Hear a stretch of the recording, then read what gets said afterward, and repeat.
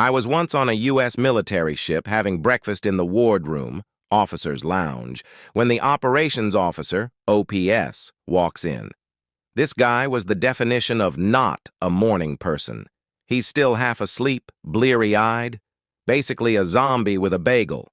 He sits down across from me to eat his bagel and is just barely conscious. My back is to the outboard side of the ship, and the morning sun is blazing in one of the portholes, putting a big, bright-ass circle of light right on his barely conscious face. He's squinting and chewing and basically just remembering how to be alive for today. It's painful to watch. But then zombie OPS stops chewing, slowly picks up the phone, and dials the bridge.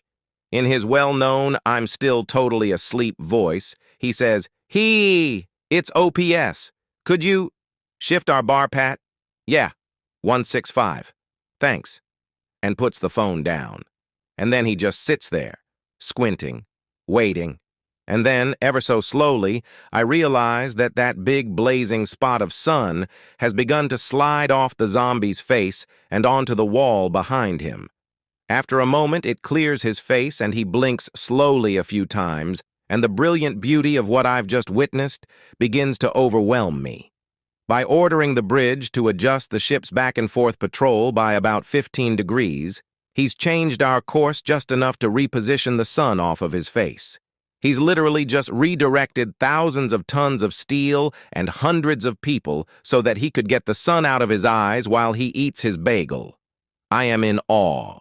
He slowly picks up his bagel, and for a moment I'm terrified at the thought that his own genius may escape him, that he may never appreciate the epic brilliance of his laziness, since he's not going to wake up for another hour.